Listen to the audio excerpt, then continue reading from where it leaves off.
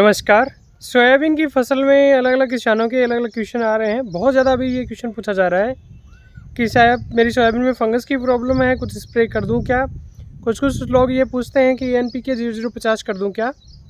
तो इस वीडियो में दोनों चीज़ों पे मैं क्लियरिटी देने की कोशिश करूँगा। कुछ लोग ये भी पूछ रहे हैं कि ग्रिडल बीटल के लिए कुछ स्प्रे कर दूँ क्या। देखिए, जहाँ तक फंगस का सवाल है तो सबसे पहले मैं ये कहना चाहूँगा कि भारत की जो सोयाबीन है वो रेड जोन में चल रही है, क्रिटिकल जोन में चल रही है। यदि हमने सोयाबीन में ब्रेक नहीं दिया तो हर्बिसाइड का यानी खरपतवारनाशी दवाओं का बहुत बड़ा मार्केट बना, अब कीटनाशी का बहुत बड़ा मार्केट बना हुआ है और अगला जो मार्केट बनेगा वो फंजीसाइड का ही बनना पड़ेगा। सोयाबीन करनी है तो हमें फंजीसाइड के स्प्रे करने पड़ेंगे।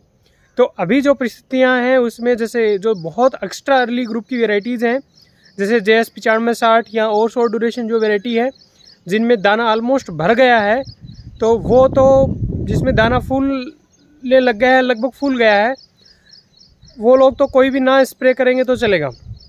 लेकिन जिसकी सोयाबीन में अभी भी दाना फूल रहा है या जिसमें लॉन्ग ड्यूरेशन की थोड़ी लंबी अवधि की वैरायटी हैं या ओनली अर्ली ग्रुप की हैं, जिसमें आपकी कोई भी हो सकती है, JS 2172 हो सकती है, RVSM 2011 डेज 35 हो सकती है, NRC सीरीज की कोई वैरायटी हो सकती है।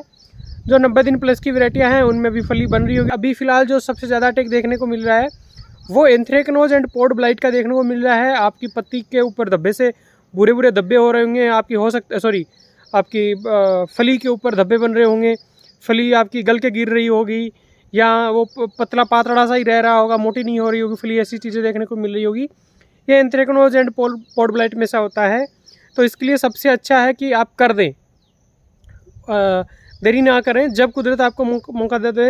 हालांकि बारिशों का दौर चल रहा है, बारिश है तो स्प्रे करने जैसी स्थिति बन नहीं रही, लेकिन जब भी आपको मौका मिले तो आप टेबुकोनाजोल, जो इस बीमारी के लिए ठीक है, यहाँ प्राइक्सर पे ना घुसे, टेबुकोनाजोल 25.9 या 38% वाला 650 ml प्रति हेक्टेयर के हिसाब से स्प्रे कर दें।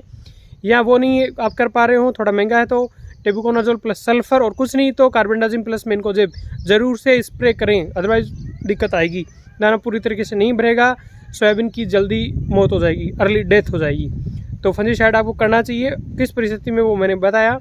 इसके अलावा जहाँ NPK 0050 की बात है, मैं यहाँ सजेस्ट करूँगा कि आप NPK 18-18 करें। इस साल की जो परिस्थिति, अभी की परिस्थिति है, उसके अकॉर्डिंग आपकी सोयाबीन किसी भी, यदि आप करना चाह रहे हैं उसमें थोड़ा मज़ा लेने के लिए, तो NPK 18-18 प्लस माइक्रोन्यूट्रिएंट मिक्सचर उस फंजीसाइड के साथ में।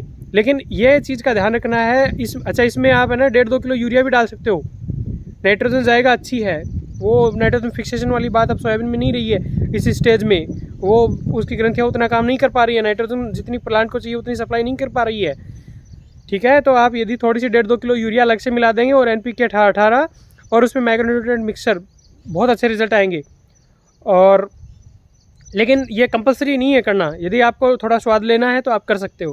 क्यों, पौधे को न्यूट्रिएंट की रिक्वायरमेंट होती है, जड़ें कमज़ोर हो गई हैं, 1-2 झटके पानी के लगते हैं जिसमें पानी भरा रह जाता है, जड़ें कमज़ोर होती हैं, ऊपर से फंगस, कोई एक फंगस नहीं है, सिर्फ एंथ्रेक्नोज एंड पोड ब्लाइट वाली फंगस नहीं है, कई फंगस अटैक करती हैं, मेजर इसका अटैक दिखने को मिल रहा है, तो ये एक स्प्रे कर सकते हो। बहुत जो पकने वाली वैरायटी है उसमें कोई गडल बीटल का अटैक आ रहा तो उसमें घबराने की जरूरत नहीं है। अदरवाइज जो अर्ली ग्रुप के हैं उसमें यदि गडल बीटल का बहुत सीवियर अटैक अभी हाल ही में आपको देखने को मिल रहा है और उसमें अंडा पीला है या छोटी सी इल्ली निकल गई है, उसको फाड़ के देखोगे उस कट को तो पता लग जाएगा। यदि वो एक्टिव है, पीला है मतलब एक्टिव, वो लाल पड़ गया है मतलब मर गया है।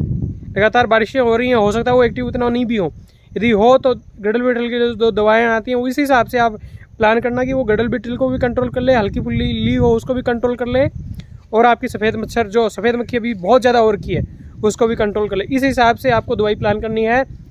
ऐसी कोई दवाई नहीं लेनी है जो बहुत महंगी हो और दुकान वाला का लंबे टाइम तक असर रहेगा। अब लंबे टाइम तक असर रखने वाली दवा नहीं चाहिए, अभी जिसका रिजल्ट थोड़ा फास्ट हो, भले कम समय के लिए हो, क्योंकि ये स्प्रे और अभी के टाइम में यदि किसी की दिक्कत है, हमने निकाली सोयाबीन को, तो आगे ज़्यादा दिक्कत आने वाली नहीं है। उम्मीद करता हूँ मैं कुछ क्लियरिटी दे पाया हूँ। यदि ये जानकारी अच्छी लगी तो प्लीज़ वीडियो को लाइक करें, इस जानकारी को शेयर करें खूब किसानों तक, और अपनी राय कमेंट में लिखें। आगे किस चीज़ पे वीडियो बनाने हैं वो भी आप लिखें, कमेंट क्या करें, थोड़ा इंटरेक्शन क्या करें, ताकि अपन आपस में जुड़े रहें। अदरवाइज़ क्या होता है, मैं बोल देता हूँ और आप सुन लेते हो और आधा समझ में आता होगा, आधा नहीं आता होगा। पर आप कमेंट करेंगे, लिखेंगे बातें तो ज़्यादा क्लियरिटी आएगी मुझे भी कि मेरे जो साथी उनको क्या, वो मेरे से उम्मीद रखें मुझे क्या कंटेंट देना है। नमस्कार, जय हिंद।